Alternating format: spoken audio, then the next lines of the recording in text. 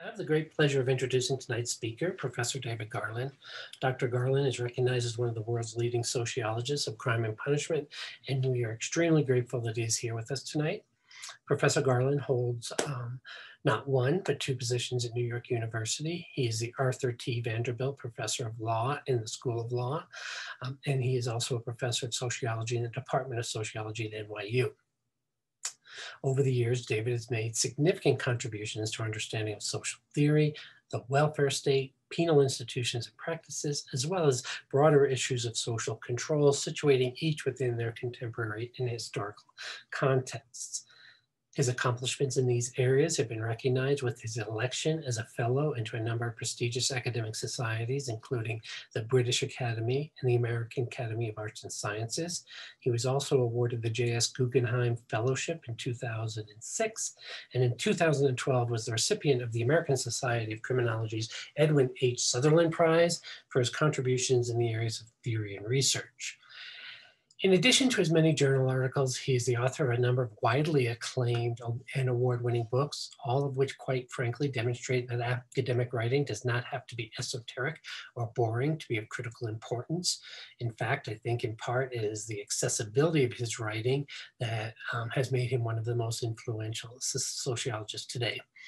My first introduction to the work of Professor Garland was through his book, Punishment in Modern Society, which should be required reading for anyone who has struggled with such social theorists as Marx, Durkheim, Weber, or Foucault, particularly in regards to explaining modern penal practices. I know that for me, it was an indispensable reference guide during my time in graduate school, and quite frankly, remains so today. Also extremely influential to all those interested in the sociology of punishment is his book, The Culture of Control.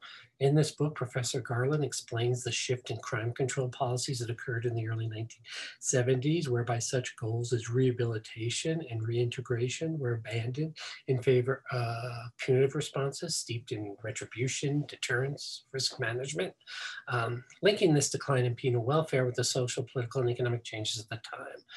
The Culture of Control has been described as one of the most important books on the sociology of punishment and social control since Michel Foucault's Discipline and Punish, which I think would be difficult to argue against. Lastly, I would like to briefly mention Professor Garland's most recent book, The Welfare State, a very short introduction, where he concisely argues for the necessity of the welfare state, not just as a means of providing a social safety net, but really is a fundamental aspect of modern government and an essential component of capitalism. I highly recommend it to anyone who has interest in this particular area. In short, Professor Garland's contributions to sociology and criminology cannot be overstated, and we are very fortunate to have him with us today. So please join me in welcoming Dr. David Garland. It's a lovely introduction, Michael. Thank you. I appreciate it. And it's an honor to be presenting the Ladhoff lecture this year. So the title of my lecture, Roots of Injustice, Structural Sources of America's Penal State, really has its background in the events of the last few months. So a lot has happened this past year, but one of the most remarkable things, in my view, has been the nationwide prominence that's been given to very radical critiques of criminal justice. We've read about, we've learned about proposals to defund the police, to end mass incarceration, to make Black Lives Matter, to abolish the prison, to abolish the police, and not just heard about, the millions of Americans have taken to the streets to demand change. Now, this I think is all the more remarkable when you put it in the context of the last 50 years, or the 50 years really prior to about 2010. Because throughout that period of time, for several generations, a very different kind of politics prevailed. And it was focused not on the problem of excessive punishment. It was focused on the problem of violent crime and high levels of violent crime, and using punishment and penal control to try to contain and reduce these. So it makes you reflect on, as it were, both the current moment and the phase that led up to it. And what's remarkable to me that in both of these respects, in terms of its levels of incarceration now, and in terms of its levels of violence now and especially before, the USA is exceptional in comparison to other affluent developed nations, both in terms of how much we punish and also in terms of how much interpersonal violence there is, how much homicide there is in the society as a whole. So it occurred to me that this would be a good moment to step back and ask, why is this? And what I'm trying to do in this talk is to describe the structural underpinnings of the system that so many people now question. So let me begin with a description of that system. America deploys penal controls more extensively and more intensively than anywhere else on the planet. And what I'll try and do in this talk is explain this remarkable fact by reference to America's distinctive political economy and its distinctive welfare state, and to the effects that these have on patterns of social control and penal control. I'll argue that other affluent nations are much less reliant on penal control for three basic reasons. One, the social milieu of poor people in these societies is much less disorganized and much less dangerous. That accordingly, the rates of interpersonal violence in these societies are much lower. And finally, that they have comprehensive welfare states that deal with social problems, including violence, in much more positive, much more inclusive ways than we do here in the USA. My suggestion too is that America doesn't just punish more than any other society, it also punishes in a very distinctive way. The leading characteristic of the American penal landscape is the imposition of penal control, which is the fundamental imperative embodied in sentencing law and in the whole culture of law enforcement. Now, this stress on penal control as a form of punishment sets America apart, particularly from Canada, from Europe, from Australia, from New Zealand. In these other societies, the criminal justice system and the sentencing system depend much more on what I would call penal levies, that's to say fines and monetary penalties, and much more on penal assistance, rehabilitation and re-entry support. Similarly, American policing, with its much more militarized warrior style, its stop and frisk and zero tolerance policies, and its extraordinarily high rates of civilian killings, is also an integral part of this penal control strategy. And finally, so too is American prosecution, which is characterized by aggressive overcharging and today a near total reliance on the speedy extraction of guilty pleas. Now we know that every other nation on the planet incarcerates at a lower rate than the US. Canada and Western Europe average around 100 per 100,000, which is a seventh of the American rate. The American rate is 7 times as high as these. And if we were compare the USA to the Nordic countries or to Germany or the Netherlands, the US rate is 10 times as high. Now, in all these countries, it's just the same as here. Criminals are condemned, violence is feared, and considerations of deterrence or public safety or retribution shape criminal justice just as they do in the USA.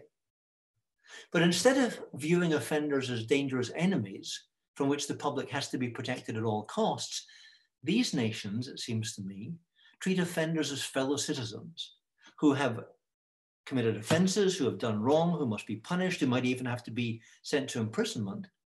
But once their punishment is over, they should then be integrated back into society. And when they are in custody, they're treated better, their welfare and civil rights continue, and their treatment is just much more humane, much more progressive. Many of the prison systems there are based on open prisons, minimum security prisons. They have home leaves and family visits routinely. Education and training programs are better developed. Prison officers are trained to be social workers as well as security guards. And when prisoners are released from prisons in these places, they're not left at the prison door with zero support and zero funds, and often nothing in the way of housing or family or prospects for employment.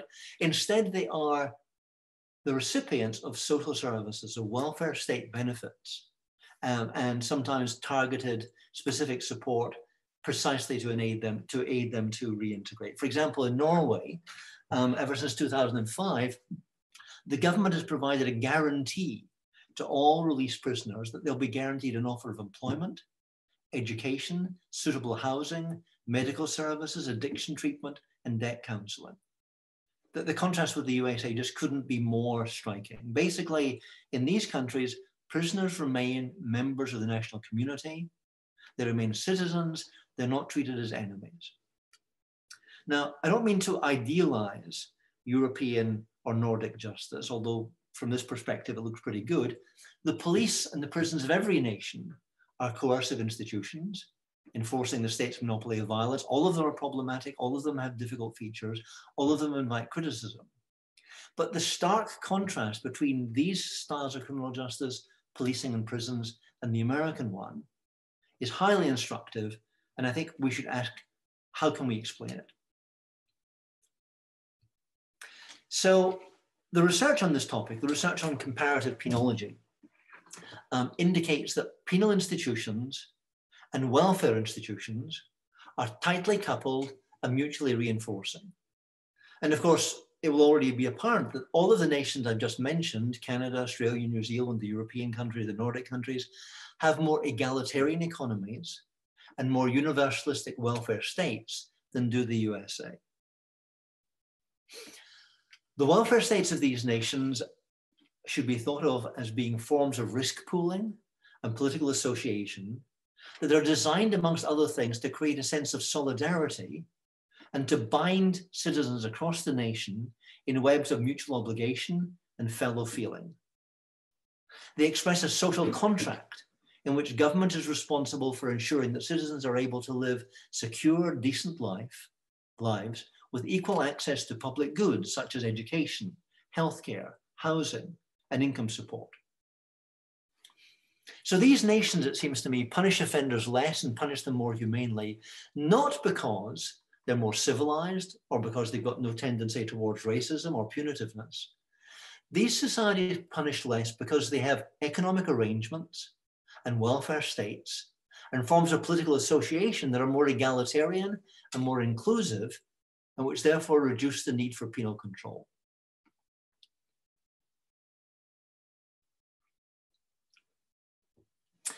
Another important research finding is that more equal nations with more generous welfare states have fewer social problems and particularly lesser levels of violence. When you look at these international figures, one thing that stands out strikingly is that Americans, the United States of America, are exposed to very much higher levels of criminal violence than are the citizens of other affluent nations. The US homicide rate has fallen dramatically over the last 30 years, but even now, at a low that hasn't been seen since the 1950s, even now the US homicide rates are 3 times as high as Canada's and 4 to 5 times as high as the Western European average. And of course, homicide rates are especially high amongst African Americans and Latinos, but white Americans are also killed at a higher rate than populations of Western Europe. And similarly, the availability of guns obviously exacerbates and elevates American lethal violence, but non-firearm homicides are also higher in the USA than in these other countries. Furthermore, high rates of violence, high rates of homicide are not America's only sign of exceptional disorganization. Compared to other affluent nations, the US experiences higher than average levels of virtually every social problem: child poverty, poverty while in work, single-parent households, teenage birth rates, infant mortality, untreated mental illness, high school non-completion, drug addiction, drug-related deaths. There was an index, quite a famous one, of 23 rich countries ranged in terms of their social problems, and the USA was exactly at the bottom of the league. So the question arises, why in a society that is clearly a very affluent one, maybe one of the richest ones the world's history has ever known, why are violence and disorder so very much worse in this country? And I think the most persuasive explanation points to the structural effects that are generated by America's economic and political institutions. What the research shows is that unequal nations with weak welfare states exhibit high rates of violent crime and high rates of incarceration. And America is exceptional in both these respects, in state punishment and criminal violence, because America's economy is exceptionally unequal and America's welfare state is exceptionally weak. Compared to other developed nations, America's political economy, its labor market, the structure of its economic life exposes communities and families and individuals to greater market-generated risks, and it provides fewer social protections against these risks, risks of unemployment, of poverty, of inequality, of inadequate housing, of food insecurity. All of these are, all of these fall on poor individuals and poor families with very little in the way of social provision and social protection from the welfare state. And of course, this risk exposure is very greatly magnified in segregated communities where African Americans live in conditions of concentrated disadvantage, which is why in virtually all the social indicators, Blacks in America have worse outcomes than white Americans or Hispanic Americans. Basically, the explanation is simple. Families and schools and employers in these communities are less able to carry out the vital work of socializing and controlling and integrating these individuals into a healthy social order. The result pretty soon is unsafe public spaces, chronic social problems, including high rates of crime and violence. With the result that the poorest and most segregated neighborhoods in this nation are also the nation's most violent and most dangerous. This in turn, of course, attracts high levels of policing and high levels of penal control in these poor communities with very mixed results. Now, when people talk about the current system and talk about mass incarceration and talk about the levels of severity and the levels of intensity of policing and punishment, one of the most powerful justifications that conservatives give is this, that the present system of penal control simply tracks racially disparate crime involvement. Defenders of the status quo say, first of all, Blacks are punished more because more Blacks are criminal. Secondly, that the police are more active in communities of color because that's where they receive most crime complaints. And thirdly, they justify the fact that courts put Black men behind bars so often by referring to the need to make Black communities safe for law-abiding citizens. So what are we to make of these claims? So first of all, I think we have to begin by acknowledging that racial differences in crime involvement are real with respect to homicide and crimes of violence. Most of the time, the critical literature about criminal justice focuses upon drug offenses. And it's exactly the case that with respect to the enforcement of drug crime, but even sometimes the criminal legislation with respect to criminalizing drug crime, there is a very heavy bias against African Americans in law enforcement and in the operationalization of the drug laws and drug offending. But it's simply not the case that that level of enforcement bias explains away why African Americans are so heavily involved as the perpetrators and also the victims of violent crime, whether it's armed robbery or homicide. Now, conservatives seize on this fact and they repeat it at every opportunity. And liberals tend not to discuss it for fear of appearing racist. But it seems to me that anyone who's taking this problem seriously needs to begin by acknowledging that this is indeed the case. But acknowledging that it's the case is, of course, merely the first step, because, of course, we have to also explain why this fact pattern emerges and what are the structural causes that reproduce it. In other words, we have to step back and begin a kind of explanation earlier in the causal sequence, not just asking who commits the most violent crime, determining that it's Blacks and leaving it there and punishing them, but asking the question, why would it be that poor Black males have a greater involvement in the perpetration as well as being victims of criminal violence? Now, high rates of violent crime, all of the research shows, in poor Black communities do not result from moral failures and do not result from cultural differences. They result from segregation and from economic exclusion and from the absence of social services, often exacerbated by harsh policing. These conditions give rise to family dysfunction, to failures of socialization and integration, and to long-term detachment, often multi-generational detachment from the labor market. And these are all problems that liberals have tended to shy away from because they fear that discussing them all too easily appears to blame the victims or to reinforce stereotypes.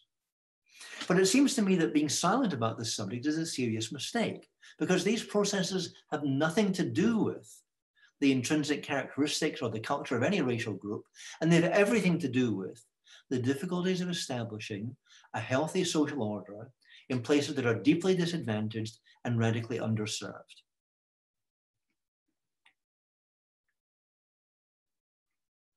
So we don't talk about it enough, and we don't focus on it enough, although a recent book by Elliot Curry called Peculiar Neglect is all about precisely this problem and trying to bring our attention to the very high levels of violence and the very high levels of suffering in Black communities, and to persuade us no longer to avoid it for fear of seeming to be blaming the victim or exacerbating stereotypes. What tends to happen is when social and economic conditions give rise to social problems and drug use and teenage gangs and crimes of violence, the default response is to label this as a task for penal control and to let the police and the prisons deal with it, usually in ways which exacerbate and entrench the problems rather than resolve them. What we don't do in American society is to develop social policy problems, to end segregation and impoverishment, to provide better housing and better schools, to support families, or to move young people into secure, stable employment. So the problem of violence is real, but the way that we treat it is simply to regard it as a problem for penal control and to mobilize the police and imprisonment in these communities. Now, one of the things that I want to say before I proceed is that when we're discussing the problems of violence and disorganization in the USA, we have to bear in mind that they have some other implications as well. Compared to other nations, American policing and American punishment operate in a rather more dangerous, more disorganized, and more gun-laden environment than they do in Canada, or in Western Europe, or in the Nordic countries, or Australia, or New Zealand. In other words, policing in this society and punishment in this society proceed against a very different social background than is characteristic in these other nations. Police in America are trained to draw their weapons at the very first sign of trouble and to always be ready to use lethal force. And they're especially prone to do so, of course, in poor, high crime communities where there's a pervasive background of gun violence. So while it's important, it's crucial to hold police responsible for their brutality, and especially for civilian killings, there's far too little accountability in this country at present. But we have also to consider how this problem looks when considered from the police point of view. From their perspective, police are doing a vital, hazardous job, protecting the public from dangerous people. They're doing it with very few resources other than the use of force. And of course, the majority of the American public support them in this, which makes it much harder to hold the police accountable when they make mistakes or even for their malfeasance. This same disorganized, often violent social background influences other aspects of criminal justice as well. For example, when American prosecutors and judges know that many offenders whom they're dealing with have no homes or jobs or income support, it's hardly surprising that they choose to detain many of them or send them to jail or sentence them to prison. Sentences in other nations can impose fines or community sentences. They can avoid prison and use non-custodial alternatives because they know that offenders are less at risk of reoffending, and because they can refer them to free public services to treat mental illness or drug addictions. American sentencers don't have these luxuries. Basically, in the dangerous, disorganized milieu in which so many American offenders live, and with their lack of access to social services, that's the crucial background to this whole problem. Faced with this situation, American decision makers in criminal justice usually play safe. They usually resort to incarceration. And of course, when they do so, they reinforce racial stereotypes and they criminalize poverty, and they do nothing whatsoever to remedy the underlying problem. But when we're thinking about criminal justice and thinking about policing, I think it's important to bear that background in mind, to understand that it's a large part of the problem we're dealing with, that criminal justice doesn't exist in a vacuum. It exists grounded in a social set of circumstances that both generate criminal outcomes and penal outcomes both. So let me say a little bit about why that background exists, about the political economy that leads to social problems, social disorganization, and high levels of violence. So if we turn from comparative penology to comparative political economy and look at what the scholars tell us, they tell us that the American economy is an extreme version of something they describe as a liberal market economy as opposed to a coordinated market economy. Economies of the kind that Americans have are characterized by low levels of employment protections, weak trade unions, lightly regulated labor markets, high proportions of workers in low-wage, insecure jobs, and of course, welfare state regimes that provide minimal protections. And on all of these measures, on all of these characteristics of the liberal market economy, the USA falls at the extreme end of the range. Now, America does have a welfare state, and America's political economy was modified, of course, in the 1930s, and again in the 1960s, by the social democratic reforms that we call the New Deal and the Great Society. We do have a welfare state of sorts. But the protections of these programs, they were always much less developed and much less universal than those of comparable nations. And of course, they were, particularly at the beginning, racially skewed, with Black workers largely excluded from the benefits in the early years. Moreover, the phase of US history between the 1930s and the 1960s was a very brief one. And after that brief period of the New Deal and Great Society, we kind of reverted to type. From the mid-1970s onwards, America's engagement with social democracy gave way to a renewed free market fundamentalism that we've come to call neoliberalism. And the result, as everyone knows, has been labor union decline, wage stagnation, increased inequality, and deep poverty for those at the very bottom of the class and the race hierarchy.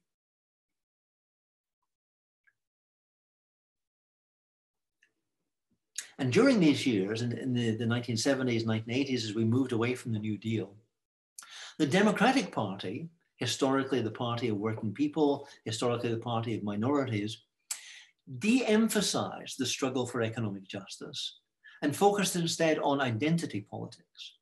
So that even as diversity improved and explicit racism diminished, there's been a general deterioration in the situation of working people and the general deterioration of the urban poor in particular. In these decades, whether the White House was occupied by Democrats or by Republicans, America's inner cities suffered the effects of deindustrialization, suffered from large-scale disinvestment by business, and suffered from a declining support by federal and state government. Pat Sharkey refers to this as being the policy of abandonment of the inner cities during these years.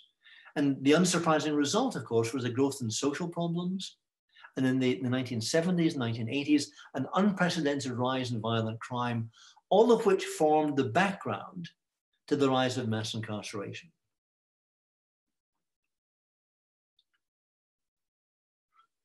So my claim so far, just to summarize, is that America's penal state and its welfare state differ from those of other nations, and that these facts are causally connected.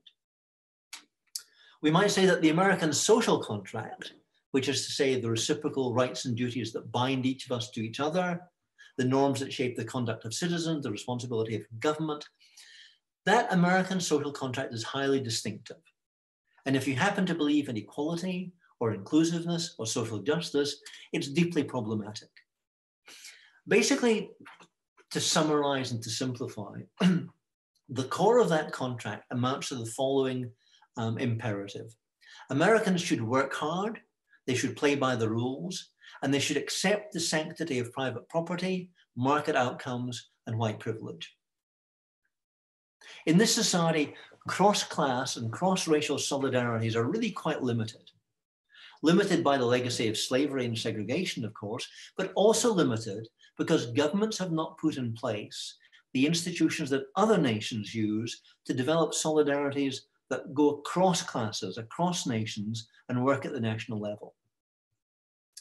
As a practical matter, in terms of what they do rather than what they say, the dominant groups governing American societies simply do not value the lives of poor people, particularly when these poor people are Black, or when they offend, or when they become charges on the state.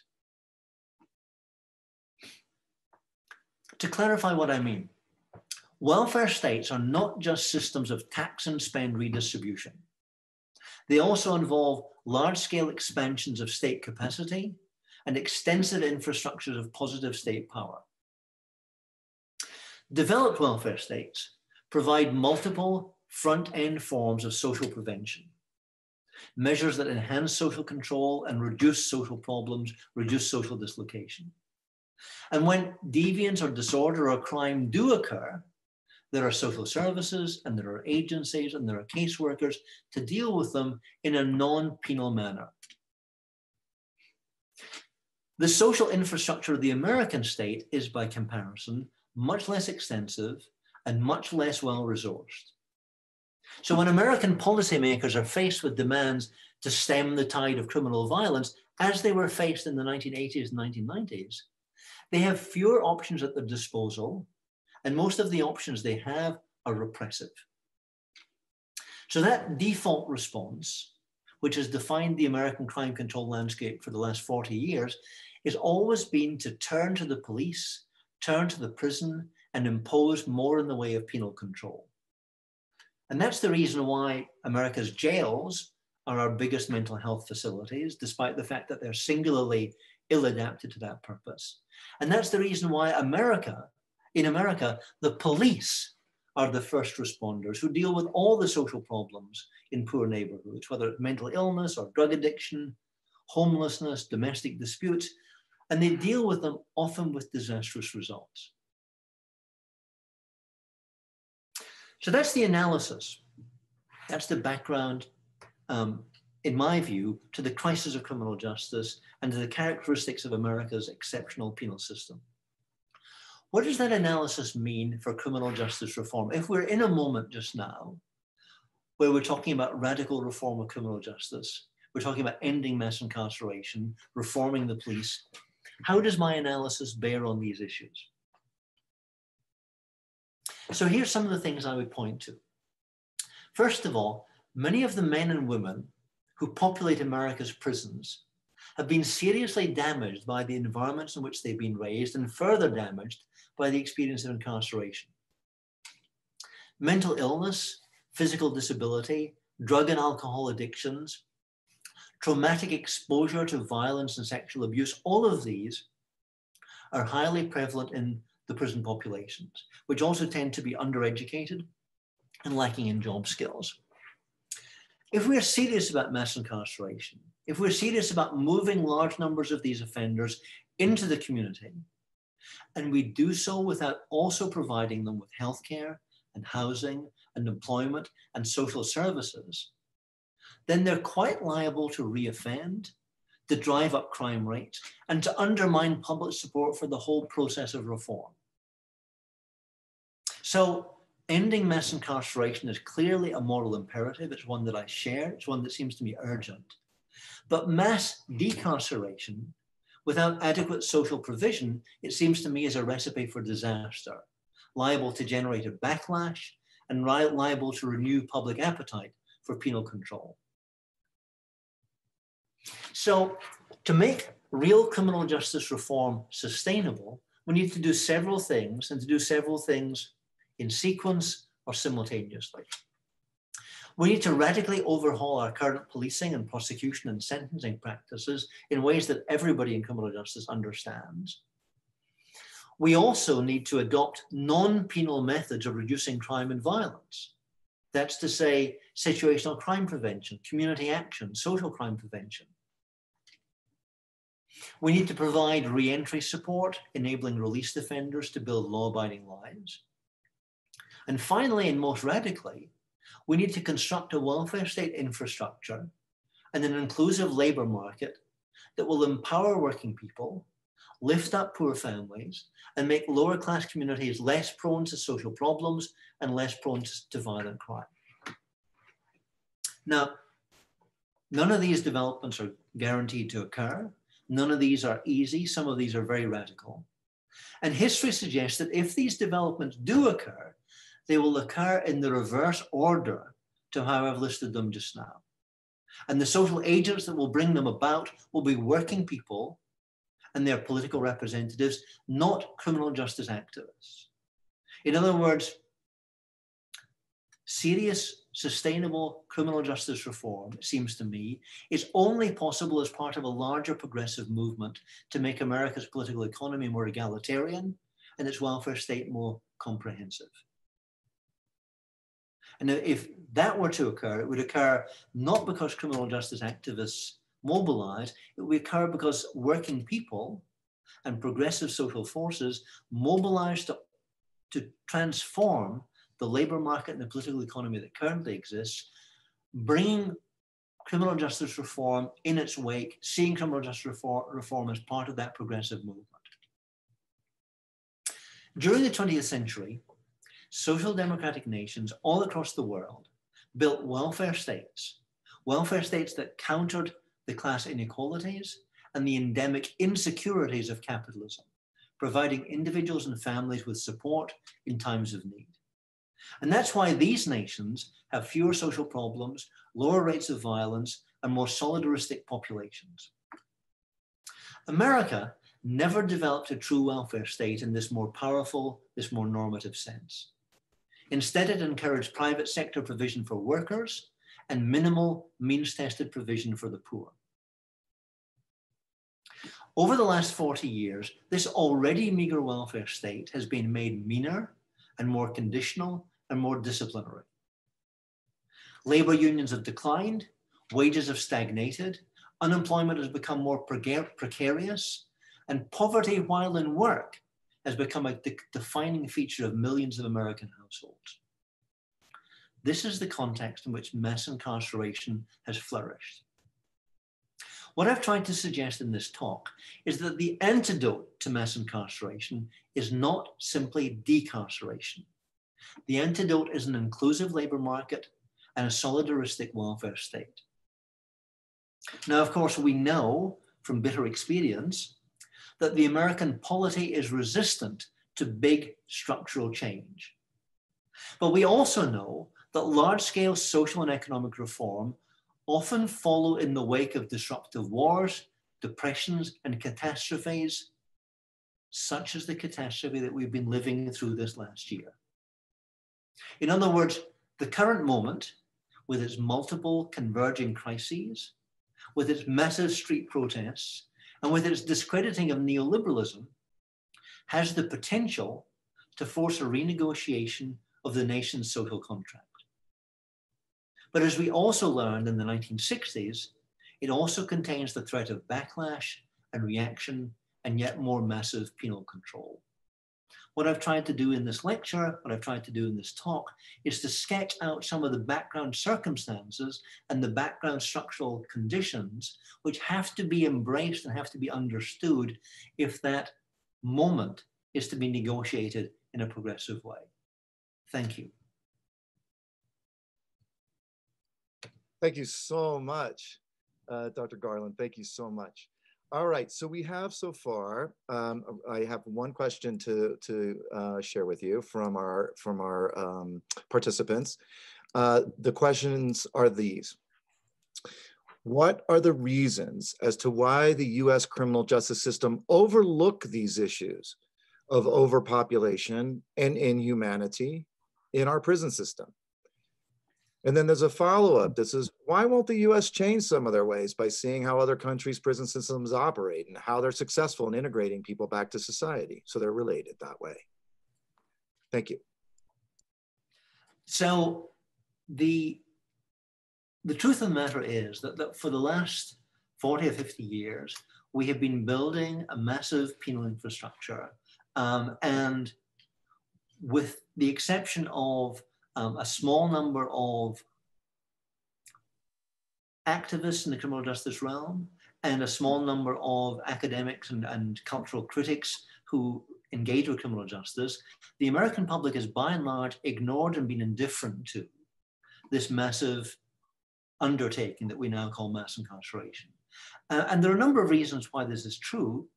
Some of them have to do with the way prisons work. Prisons basically work by putting troublesome people behind the scenes of social life and allowing us to ignore them. It's one of the kind of institutional inventions of modernity. Many of the disruptive, troublesome sites of social life are simply hidden away from the public gaze by institutional walls and closures that allow us to forget about them. A second reason that we forget about them, of course, is that for the last 40 years, people have been very exercised by and very fearful of criminal violence. And imprisonment was seen as being the effective solution to the problem of drugs, the problem of crime, the problem of violence. And to the extent that that solution was seen to be working, people by and large ignored it.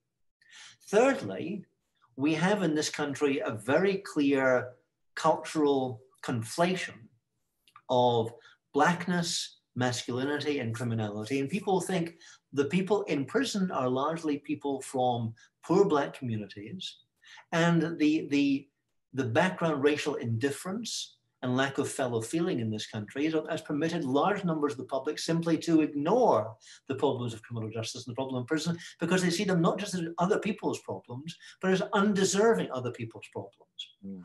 Now, what's been, I think, incredibly important and hopeful and progressive about the last several years, that basically, thanks to the fact that criminal rates, violent rates, homicide rates have come down, and we can talk about why that's been in a moment, but one of the benefits, one of the dividends of that has been that for the first time, the American public has become less exercised by crime and violence, and somehow more attentive to the problems of over-punishment.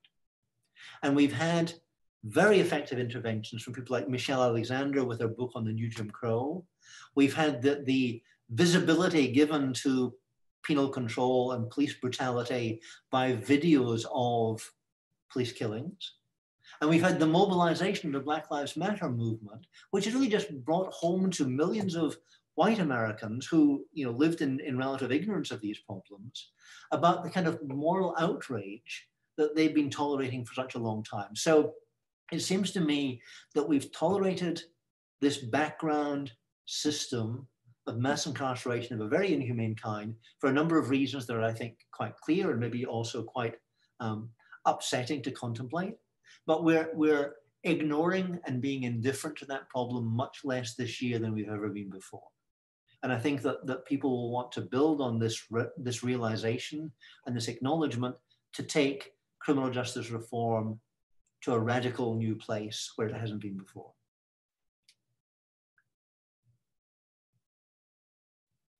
As for, just to answer the second question, that's all.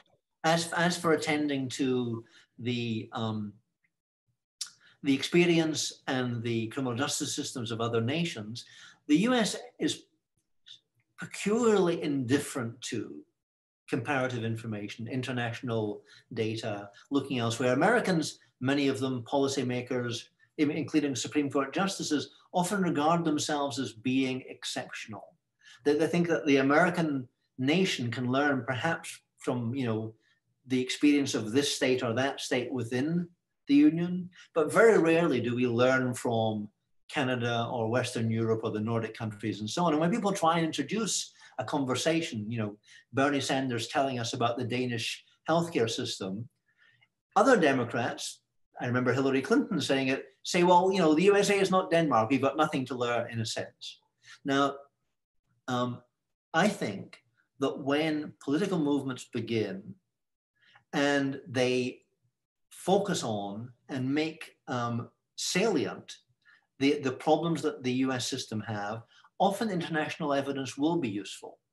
you know, for example, the fact that we spend so much more money on healthcare and have such less good outcomes is a consideration that everybody needs to take into account. It's a very powerful argument that can be used. In the same way that we have this massive penal system, and yet we still have levels of violence and levels of crime that are worse than those to the north of us in Canada or those to the east of us in Western Europe. These kind of forms of evidence should be, I think, brought powerfully into our conversations and made to impress policymakers and politicians with the kind of mistakes that Americans have been making for such a long time. Thank you very much. And so now we have a question from Nicholas. He asks, what are your thoughts about the intersection of religion in America with mass incarceration and the lack of a robust welfare state? Does religion play a role in reform? That's a very interesting question. And the fact of the matter is that the elites and the leadership groups in all of the many denominations and churches in this country tend to be on the side of penal reform and criminal justice progressive politics. And that's particularly visible with respect to the death penalty. Mm-hmm. The Southern Methodists are maybe the only exception to that.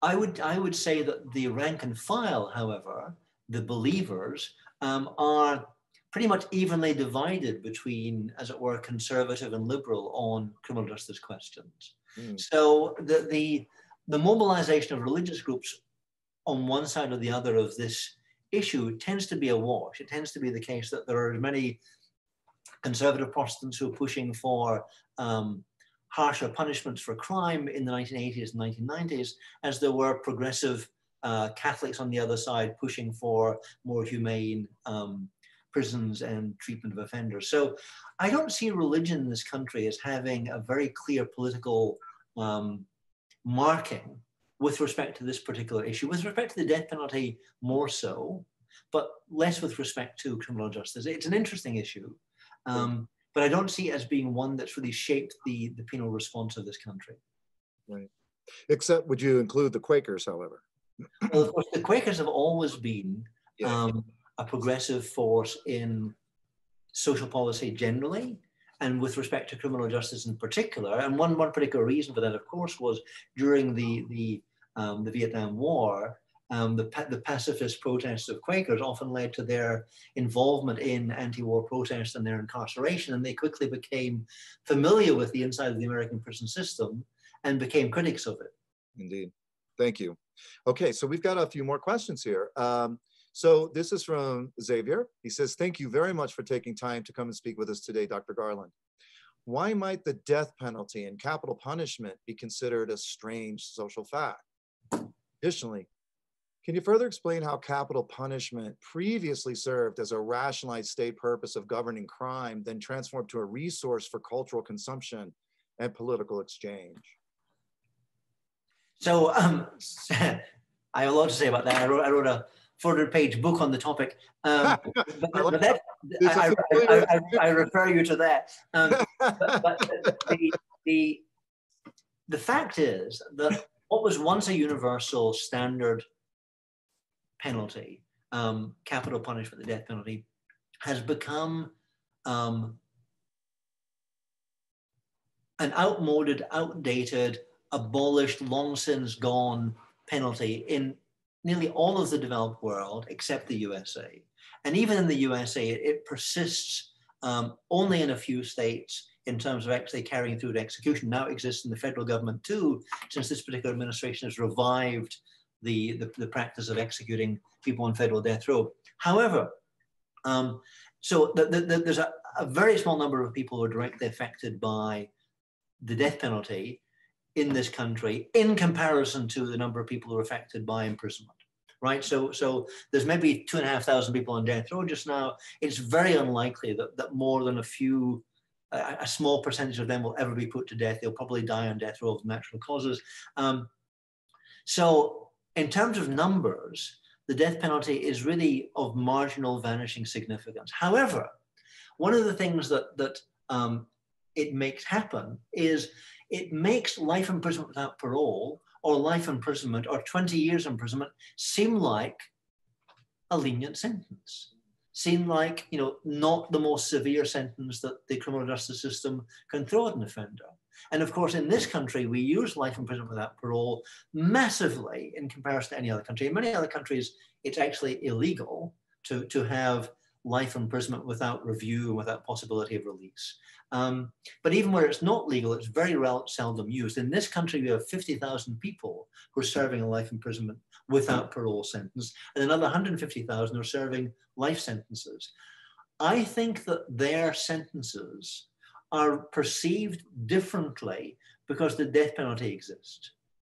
In other words, the death penalty sets a kind of mark from which we scale down our understanding of the severity of other penalties. If instead we were to compare the standard punishment for armed robbery, the standard punishment for rape, the standard punishment for second-time burglary with Canadian punishments or German punishments or British punishments, then we would see them as very much more severe by that comparison. So it seems to me that the death penalty still plays a big role in setting the scale of sentencing in this country and shaping perceptions of what's lenient, what's not.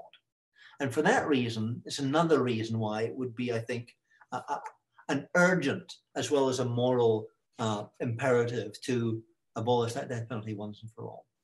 And I'll just share for the group this extraordinary book on the topic. So if you're interested in understanding his position on the death penalty, Xavier, The Peculiar Institution is a place to look. Thank you. So here's another question. This comes from Nicholas. What are your thoughts about the intersection of, sorry, I did that one already. Trina. So if the poor are supported socially, we wouldn't have the growth of single mothers and the subsequent problems which follow. If we look at prison numbers, wouldn't most of them be the product of single parent families? So moving forward, isn't female education the starting point? So, single mothers is one of these weighted and kind of laden phrases that people mean different things by, and often kind of carries a kind of political valence that I want to try and draw back from a little. So, children born to single mothers in Sweden constitute quite a high part of the birth rate in any one year. Marriages are much less common in Sweden than they are, for example, in Southern Europe. In many ways, Sweden looks a lot like the USA in terms of its children born to single parents. They don't have a problem with delinquency and crime and violence that compares with the US one, because single parents in that society are supported. And single parents in that society are not impoverished and are not therefore stressed and incapable of providing the kinds of parenting and the kind of provision that any child needs in order to be effectively socialized and integrated and socially moved into schooling and employment and so on. So you're absolutely right to think that if we were to have a developed welfare state with social protections and income support for families, we would have many fewer problems, but we wouldn't necessarily have many more marriages. What we would have is the capacity for families of every kind to raise their children in ways that are effective and pro-social. I mean, the difficulty of raising children, I mean, forget single parents. Think about parents who have 2 and maybe 3 and 4 jobs and can't pay their rent and have children. This is not a problem of people not working. This is not a problem of people not marrying. Certainly not a problem of people having children when they shouldn't have children, which is an argument I've seen recently revived in this country. It's a problem of wages. It's a problem that people in this country can work a full-time job and still not be able to pay a rent, not be able to provide for a family. And that, it seems to me, is a direct consequence of our labor market and our political economy and the economic arrangements that make labor unions like a scarcity and make work something that's precarious and unprotected and poorly paid. And it seems to me that these are the problems that lead to criminal justice problems, but of course can't be solved by criminal justice reforms. Right. And then this is going to be a follow-up. So thank you for that, because this one's kind of related. This is from Elizabeth, and she says, sending the criminal justice system in a better direction seems like an almost unachievable goal because of the size and structure of the system. If this goal were to be approached, where would you start? And what would be the first steps? Okay, so, so what I want to suggest is that it is not the case that modest criminal justice reform cannot be implemented and sustained. It is the case that radical criminal justice reform, such as we've been talking about, ending mass incarceration, making Black Lives Matter to police and to prisons, to sentencers, basically, these are different levels of ambition. And in a way, what I was trying to suggest was they come with other ambitions that are necessary to condition them. But let me talk about some effective reforms that we've seen, short of introducing a New Deal or introducing a welfare state system, such as I would like to see. So New York City and New York State have, over the last 20 years, succeeded in driving crime rates down, driving homicide rates down, making the city very much safer, while at the same time reducing the jail population and reducing the state prison population. Rikers Island in the 1990s had 21,000 inmates on a daily basis. Today, Rikers Island is about 5,000 inmates on a daily basis. Before the COVID pandemic, it had about 7,000 or 8,000. There's the possibility of actually closing Rikers Island, which is a dreadful set of prisons on an island off the coast of Manhattan, and building better equipped local jail system that would better serve the courts, better serve inmates who are detained and the families from which they come. So, it's not inconceivable that important reforms can be obtained over time. That took 20 years. In a way which manages at the same time to sustain low crime rate levels. However, most of that occurred against the background of, first of all, new forms of crime prevention that were not penal, that had to do with situational crime prevention, that had to do with basically households and victims and shops and retailers and manufacturers adapting to the problem of crime and making their lives and their properties less vulnerable to victimization. And it occurred against the background of community action, often in a context where employment and prosperity were increasing, and that city resources and city tax base was enlarging, and there were more social services. So, there are things that can be done and things that do get done, but scaling them up to a nationwide process of ending mass incarceration is to undertake a larger and more radical and more progressive set of reforms. And that's what I was trying to indicate would be desirable and needed in order to make criminal justice reform sustainable on that larger scale. Well, this question is going to throw us in a different direction, but it's one that's certainly related.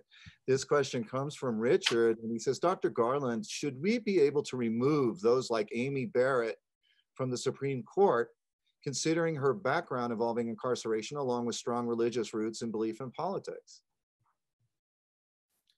So no one's about to be removed from the Supreme Court. I don't quite know what that would mean. She's clearly a qualified lawyer. She is not somebody whose politics or whose perceived politics, and she, as it were, in her hearings claims not to have any, everyone agrees with. But I think that the question that you're asking goes to the delegitimation of the Supreme Court as a body capable of making judicial review of legislation on a non-partisan basis. And of course, that delegitimation of the Supreme Court has occurred not just with Amy Coney Barrett's appointment, but with the whole process of Senate confirmation hearings and the whole process of choosing justices of the last 40 or 50 years. Indeed. I mean, but basically, this is not the first time, this is not the first administration. The politicization of the Supreme Court, Robert Bork's hearings, right, and Edward Kennedy's discussions of Robert Bork's credentials were as politicized in many ways as this administration's confirmation hearings of Amy Coney Barrett. So basically what I think we have is an 18th century residue of a Supreme Court, which in our contemporary democracy is one more undemocratic, counter-majoritarian, and frankly dysfunctional aspect of the American polity. I mean, essentially, everyone now knows that for the coming generation or more, we will have a Republican nominated, a Republican appointed set of justices, which bear very little relation to the majority of the people and their votes in this country. I mean, after all, for the last election, to name only that one, there was a minority popular vote for this particular administration. So the extent to which the Supreme Court has any kind of democratic credentials whatsoever are limited, and questions of reforming the court, transforming its character or limiting its powers, I think are forefront in restoring this country's democracy in the years ahead. And I think, David, you would know this better than I, but isn't it 1869 was the last time we had an appointment to the Supreme Court where there was where it was completely partisan? And it's also the year that Congress decided to add members to the court. We're in a very similar circumstance at the moment. We have a question here from Meredith. And she says, do other nations have privatized prison systems in the way the United States does? It seems that is another element unique to the US that marks our neoliberal political economy and that perhaps is standing in the way of divesting and decarcerating. Well, private prisons do stand in the way of prison reform in all sorts of ways now. The answer to the question is that yes, there are other nations that have private prisons. Britain, where I come from, has private prisons. Australia has private prisons. There's a bunch of places that have private prisons. These are by and large a 1980s innovation. I mean, we used to have private prisons prior to the emergence of the modern state in the 18th century, but it's only really in the last 40 years that the idea of outsourcing either the maintenance or the provision or the building of a prison to the private sector, to the commercial sector, was ever undertaken.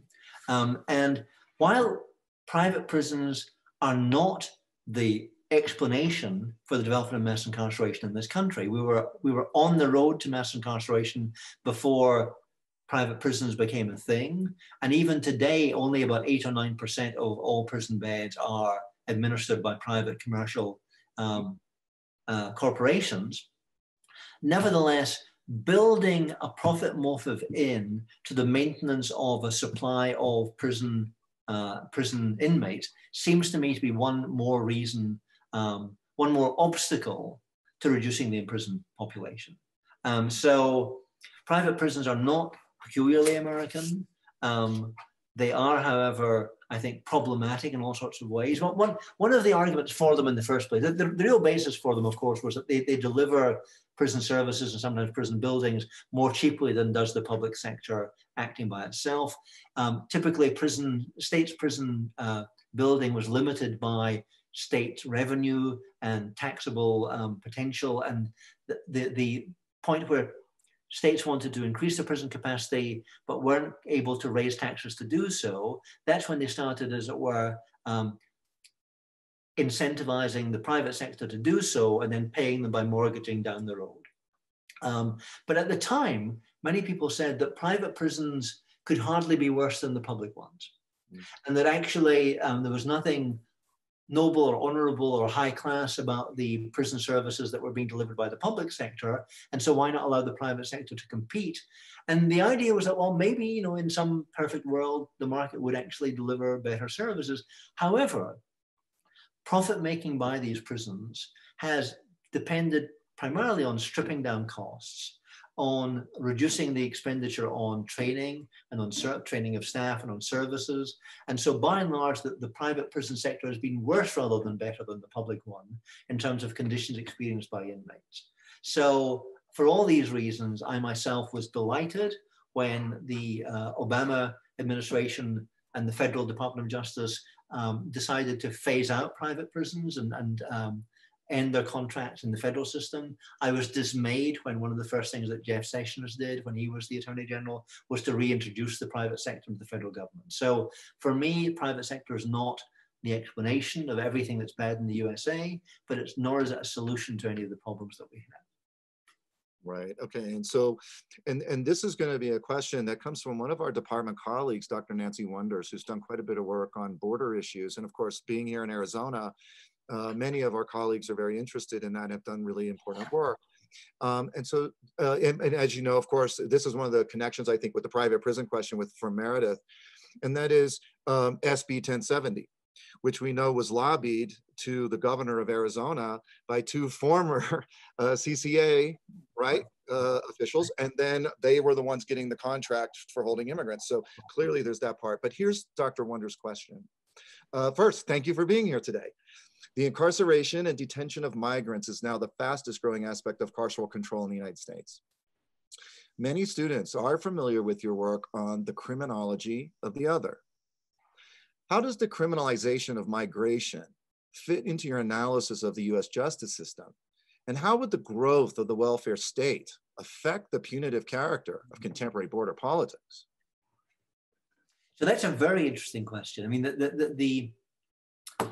the extension of criminal labeling and penal control to the population of asylum seekers or the population of undocumented immigrants or the population of people at the border is clearly the extension of the same logic to new populations.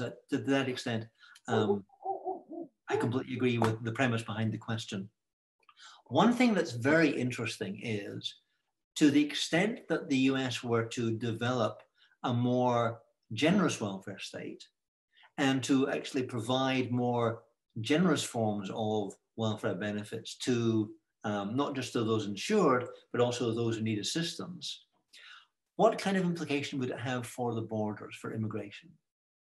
It's not obvious to me that a generous welfare state society would be more relaxed with respect to allowing immigration. It might even be more concerned to limit and to control it.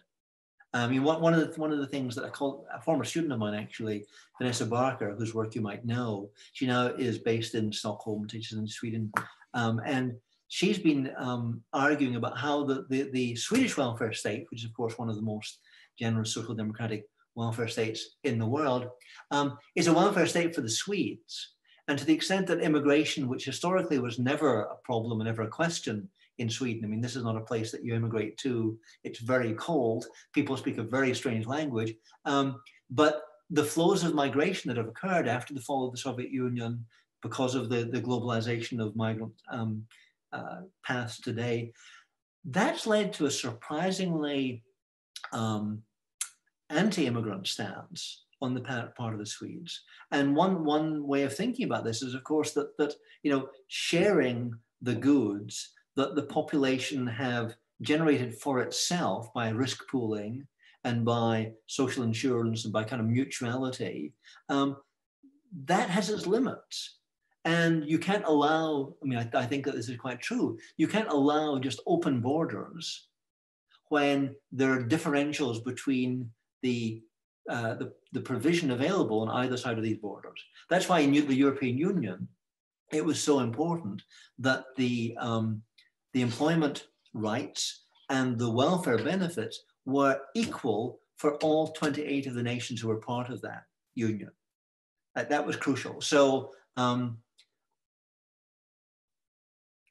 welfare state raises new and interesting issues about migration that are not clearly moving in the progressive direction that one might suppose. It's also the case that welfare nations tend to be more humane in their treatment of individuals, more value of human life, and so on. So you might get a spillover ideological effect, but the welfare state effect itself works both ways. Thank you. And I want to follow up on that. I did want to ask you, are you cool with maybe like one more question? Sure. No, I'm just perfectly fine. No hurry. We do listen. There's so much stuff, I'm sure, amongst my colleagues too, and there's only been one so far who were interested, but we know we're not going to abuse your time.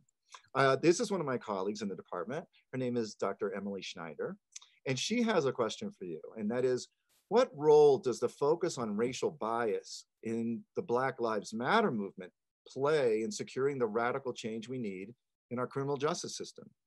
Right. Right. So it's the cutting edge or the leading edge of the critique, right? I mean, just the egregious extent to which Black lives are made not to matter in policing and in prosecution in the courts and prisons is striking and stunning and morally compelling for many people who weren't previously compelled. I mean, one of the most hopeful, I think, and important aspects of the protests and demonstrations and street movements that occurred in the summer were the extent to which white people were there too. So I think that the concern and the critique of racial bias, racial discrimination, racism in criminal justice is very, very important. But it's also crucial to remember that even if we were to remove every person of color from our prison system, from our jail system, we would still have the largest rate of incarceration in the Western world. Basically, the problem of criminal justice extends to white people as well as to Black people. It just happens that, as with all disadvantageous problem circumstances, Blacks suffer more from it than do whites. So I'd like to say that our criminal justice system is clearly characterized by these racial aspects and racial biases and racial problems, but they're not only characterized by that. In other words, there's plenty to object to in the system of American policing and punishment that has nothing to do with racial bias. You know, it may be that one reason we tolerated the system for so long was because there's kind of implicit racism and the implicit sense that people who are mixed up in criminal justice are often Black. But there are many states in this country where Blacks form a tiny minority of the population. And these are not places that run, you know, humane criminal justice systems with prisons that you'd want to be in. So the point is a good one because it reminds one that the racial aspect of criminal justice problems in this country is foreground, but it's not exclusive. And indeed, you know, our welfare state is partly shaped by racial considerations. It was partly limited by, you know, the wish to exclude Black workers in the 1930s. It's partly limited today by the unwillingness of people to pay taxes, to pay for temporary assistance for needy families who are probably regarded as being undeserving because they're Black or they're feckless. That's a kind of theme we know. But our welfare state was shaped not because of racism, it was shaped because of business and corporations and capital and the prevalent power of the private sector over the public sector and over working people. That's been extended and enabled by racism. But by and large, the primary force that maintains our current political economy is corporate capital, not white racism. These two things often go hand in hand. These two things are linked up right now in the Republican Party in all sorts of obvious ways, but they're not the same thing. And it seems to me that we can't only focus on racial issues when we're thinking about what's wrong with the American political economy and what's wrong with the American penal system. So may I follow up, David? Sure. If this, you know, a number of the questions are getting at basically the same thing. Our system is the penal system and the law enforcement system operate together as part of the police function of the state. And we can go back as long as you want to. I'm interested in plea bargaining. That's the work I do. And I know you're interested in it too. And if you start from Reconstruction and move on, we've got serious problems that are both political and economic, and they're interspersed, and we understand that. I guess what I think folks are, the tension is we're all feeling we understand, or I think we feel like we understand where you're headed. But this system was never designed to do what you're suggesting you would like it to do. How are we going to get there? I know you're hopeful, and I appreciate that. Right. And that's why we read your work. Right. So I'm not a card-carrying optimist. and in the current circumstances, whatever optimism I had been kind of knocked out of me. However, two things seem true. One is that the levels of inequality and the levels of precariousness and insecurity that now characterize this nation, and which now masses, that's to say millions of working people, suffer from on a daily basis, has become visible, and I think to that extent intolerable. Agreed. It's also the case that for the first time in the last two elections, we've seen, really through Bernie Sanders and through the impact that he had in the Democratic primaries process, but also in all sorts of ways in youthful politics, in the Democratic Socialists of America, in the phenomenon of something like AOC, in the conversations people are having around healthcare and universal healthcare and Medicare for all.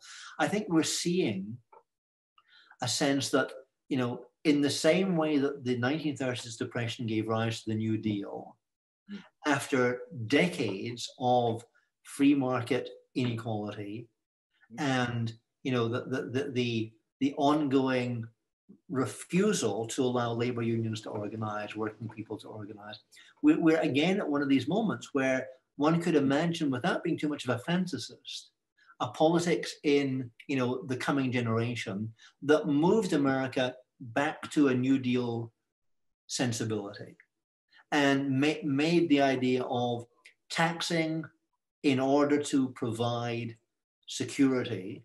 In other words, the social insurance, you know, recipe and formula that welfare states everywhere have already used, that might be viewed as being a better way to prosperity for more people than not taxing anyone in the hope that you'll become rich and not have to pay taxes. So it seems to me that, you know, talking about social democratic politics in a neoliberal USA seems like, you know, just folly. But I think the neoliberal USA today is not the one that we had in the 1980s, 1990s. It's one, the costs of which are very visible to masses of people. We'll see. And it appears to be on the decline. The problem is, you know, it's the thesis, antithesis, synthesis, what the synthesis is going to be. I want to thank you, and I want to share with you, and this is very important to our department, by the way. I've received a comment from Trina Ladhoff, the daughter, right, of Jerry, and she says the following. Thank you, Dr. Garland, for your lecture. Very insightful and much appreciated. Dad would have found this discussion very interesting. If you knew him, you would understand that's a very, very important thing for us. I'm going to go ahead, because I have the floor apparently at the moment, and just say thank you. You know, we can't thank you enough. Your expertise and your influence on our work and our thinking, to have you join us, to have you join our colleagues and our students, it's been the greatest gift for us. And I'll be in touch with you. I'll be following up, but I just want to say that publicly, David. You've been fantastic to work with. Thank you so much for your time. Robert, thank you very much indeed to you and your colleagues. It's been a great invitation, a great experience. I really appreciate it. Thank you so much. Look forward to seeing you soon. Take care, sir. You too. Bye-bye. Take care.